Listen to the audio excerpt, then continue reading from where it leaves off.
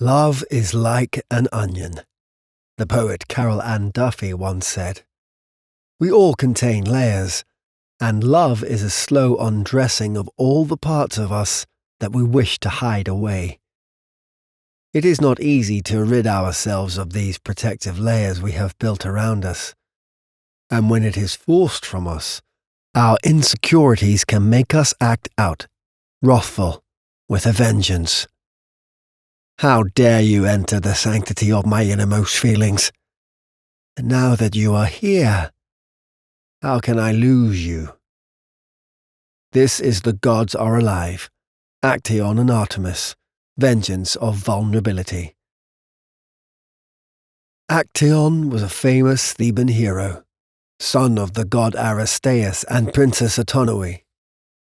When he was young, he was tutored by the wise centaur Chiron, who trained Acteon to be a great hunter. No animal was safe from the unerring spear and the faithful and deadly hounds of Acteon. One would think that such a blessed warrior would survive any beast, any trial that came across his way. But he met his tragic end at the hands of his beloved. One day, Acteon was out hunting in the woods with his hounds. He had been tracking a stag in the thick forest that covered Mount Cithaeron. It was a tortuous path, and Acteon dismounted his horse to better follow the stag across the thickets, with his hounds at his heel, tracking its scent. And as the frenzy of the hunt overtook his hounds, they dashed ahead, leaving him behind, disoriented, lost, and alone.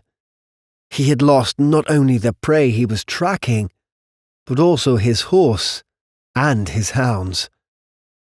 He wandered slowly through the forest, the dense leaves making his progress slow and disheartening. So when finally, in the distance, Acteon spied an opening, he rushed ahead, hopeful for a way out of his plight. But alas, it was not a way out that he had found. He had, unbeknownst to him, found the secret and most sacred spring of the goddess Artemis. Acteon thought he had known every crevice, every gorge on the mountain, but this clearing had taken him by complete surprise. What fate had brought him to this spring, he wondered. In the center of the clearing was a pool, unlike anything he had ever seen before. The pool sparkled as if the very heavens had dived into its depths. Forest nymphs, like shades of fog, danced around the pool and sang in tongues no humans had ever heard. And then, fatefully, Acteon saw beauty incarnate, Artemis herself, the goddess of the hunt, bathing in the pool. Her legendary bow and arrows that wove the fates of gods and humans lay before her, unmistakable. Acteon's heart froze. Blessed as he was, he could not bear the emotions that coursed through him. Her form was peerless. Her visage could rival that of Aphrodite herself, and Acteon could not help but fall utterly in love. His eyes drank the sight of her before him as if he were dying of thirst. For a moment, possessed by her presence, he called out, "Lady Artemis, I am blessed by your presence." And then immediately, he also knew that to behold a god, especially without consent and in Artemis' sacred spring, was a sacrilege. He tried to calm his racing heart even as he felt the red thread of his life grow taut in the hands of the fates. And then slowly, Artemis looked up and saw Acteon. Wrath marred her beautiful face, and she raised an accusative finger, uttering a terrible curse that deafened Acteon. This was a transgression of the highest order, and Acteon knew his end was near. Artemis, once clad in her furs with her nymphs behind her, vanished as if she were a mirage. Acteon looked around him for any signs that his end was near. Maybe divine fire would claim him, or lightning that would strike him. He would feel the wrath of Zeus himself. But then a terrible wrongness racked his body, rippling as if his very bones were folding, flowing inside him like water. He wanted to cry out, for such was the unimaginable pain he felt. He stumbled. The world around him spun. His feet became cloven hooves, and unable to stand upright, he collapsed. All of a sudden, his head felt heavy, and his body burnt as if his insides were aflame. Confused, he stumbled to the pool, and with the last vestiges of his humanity, he saw his reflection staring back at him. The face of a stag, the mighty antlers weighing him down, stared back at him, its eyes filled with terror. He was all too familiar with that look. It was a look he cherished in what he hunted.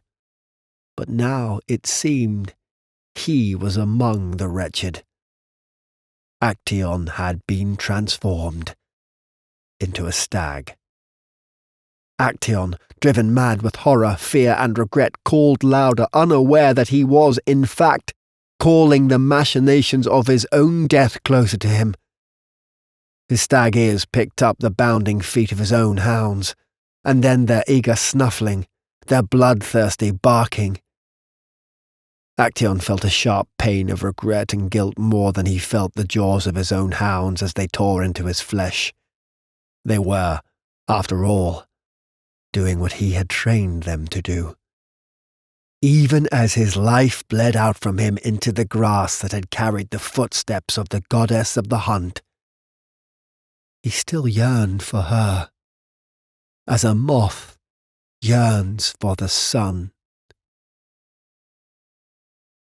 Perhaps the tale of Acteon is a warning, a cautionary tale to curb human curiosity and the innate desire in us to possess what we cannot have. We are irreverent in our wants. We want too much. And if misfortune favours us, our punishment is harsh but swift. In other instances, they can be painfully slow and cruel. But what could Acteon do in the face of such divine beauty? What could we do in the face of absolute love and desire? There is no wrong in wanting and feeling. Alternatively, Artemis' vengeful curse to Acteon for seeing her in such a vulnerable state is understandable. Who would not protest such a violation of their privacy?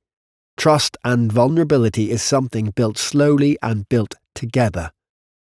And though we may wish to remain hidden, unless we let the crack widen, we will only stay in the dark, unloved.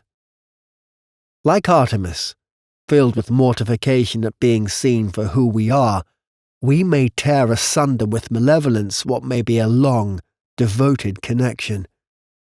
And again, if, like Acteon, we do not consider our words, meet our beloved, whether a lover or a friend, in the middle with consideration of their boundaries, we may never know each other. Every relationship is a dance, and the center of gravity lies precisely between the two dancers.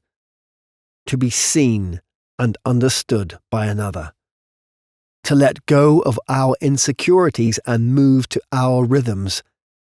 It is here that we find the best and most authentic versions of ourselves. May we meet again in that secret pool. This time, may we see each other across the pool, crystal clear.